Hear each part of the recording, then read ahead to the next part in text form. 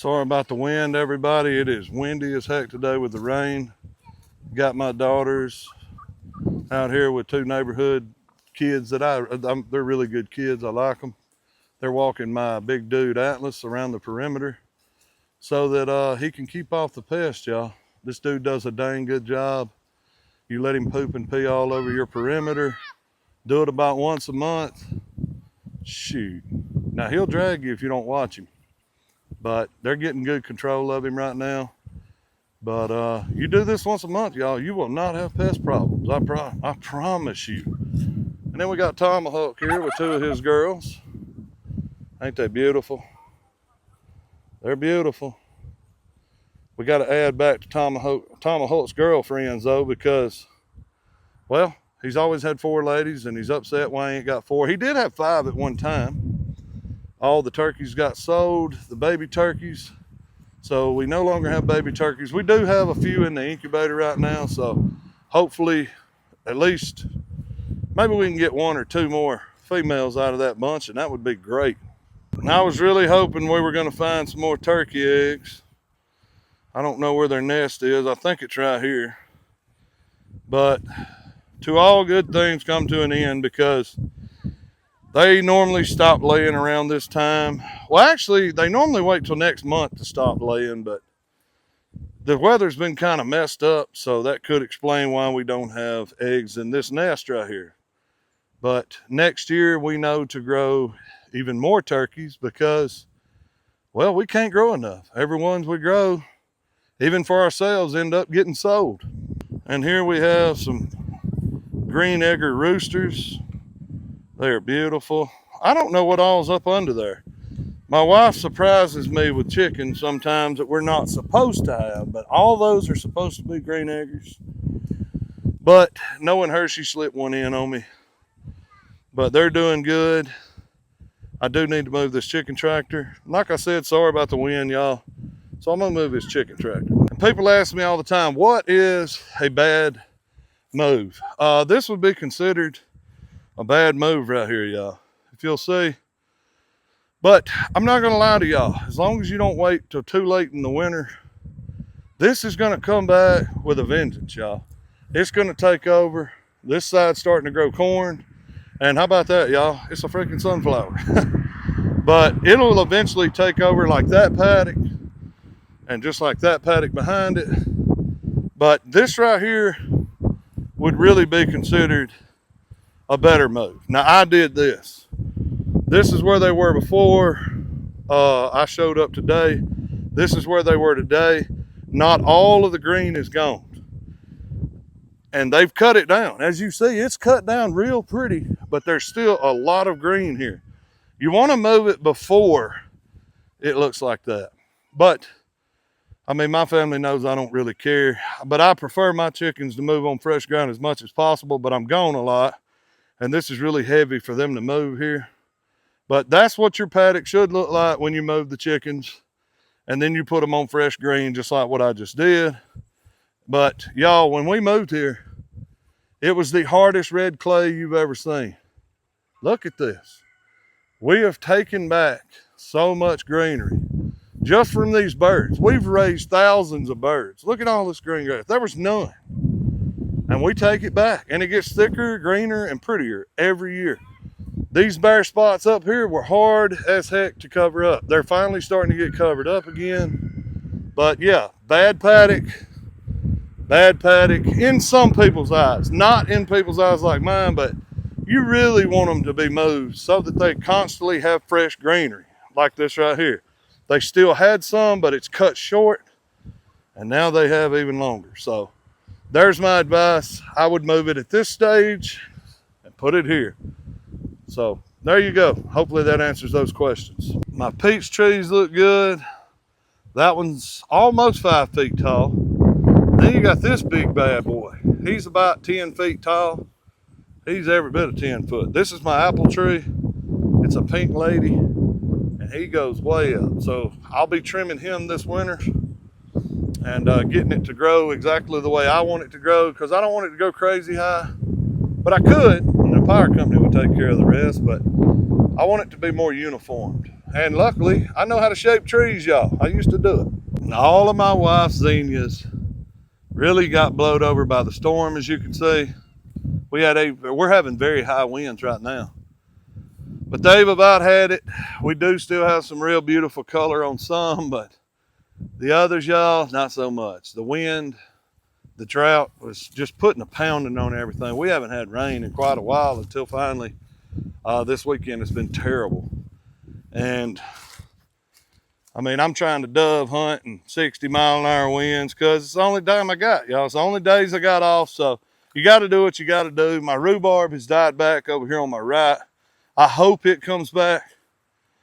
And the reason I say I hope, because yes, this needs to be weeded, but it's my place, y'all. But this rhubarb is still here. So that makes me wonder if the other rhubarb just got drained, y'all, because of so much drought that we didn't have any rain, and my wife's dealing with our kids and probably didn't water sufficiently enough. So, but this one right here survived on the same amount of water. So luckily this one comes back every year, so I can always take from it and start new cuttings, you know. So maybe that'll work out, I don't know. And yes, I still ain't moved these chickens, but I'm going to. I just have to figure out where to put all my quail cages. We're going to change the farm up some.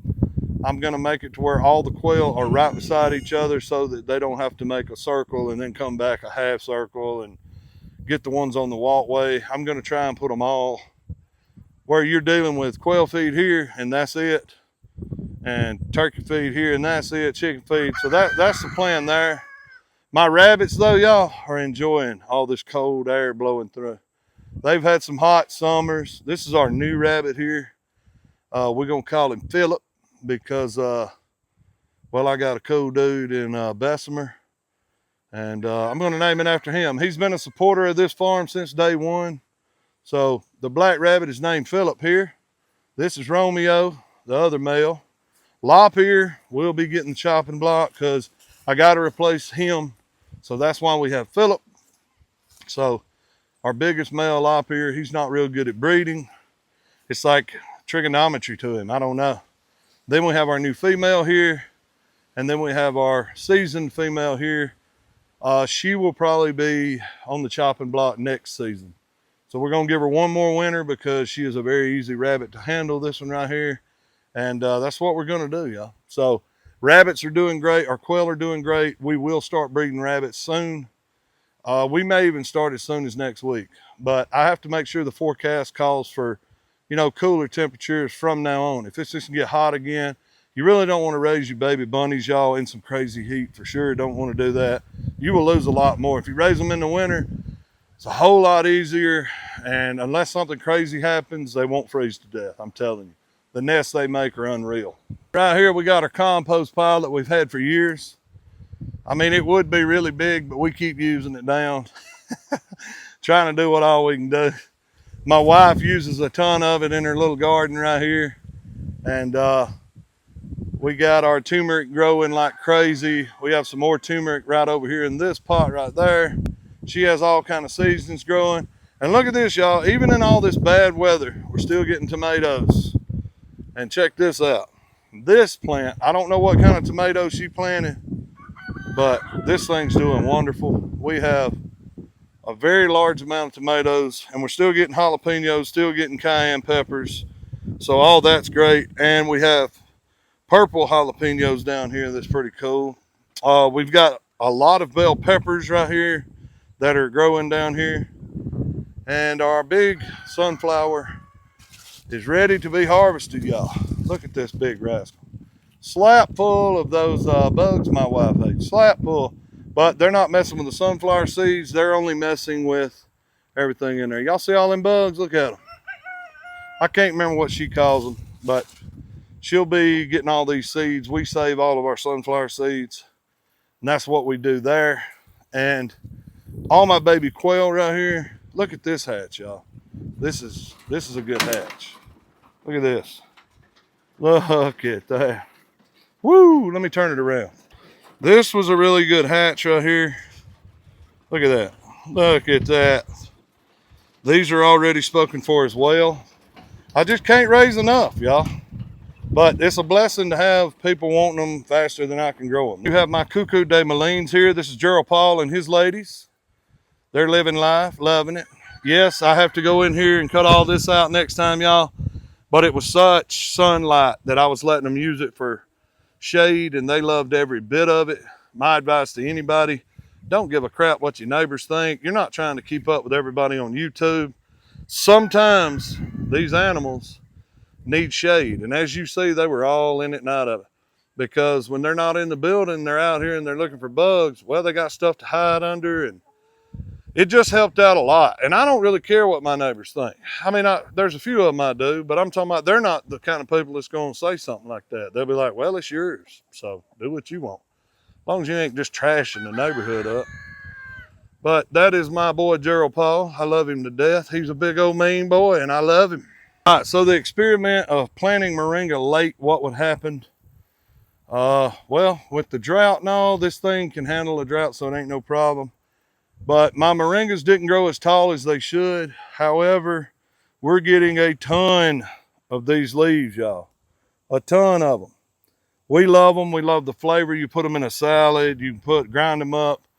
You can do all kind of things with them. People do all kinds of stuff. They're very healthy, very nutritious, packed full of just everything your body needs.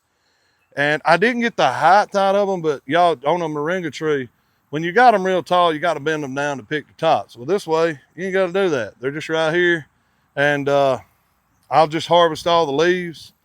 And that teaches us two things. I've noticed the leaves are a lot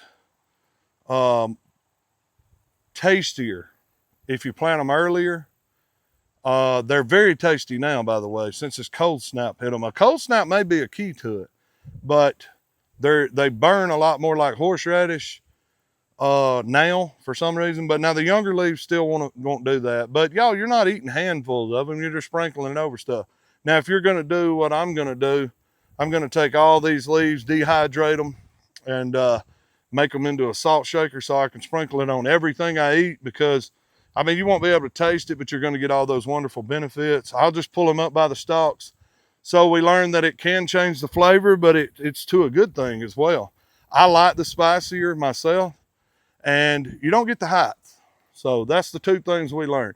You can still get a nice harvest on moringas, as you see behind me. Nice harvest, nice harvest.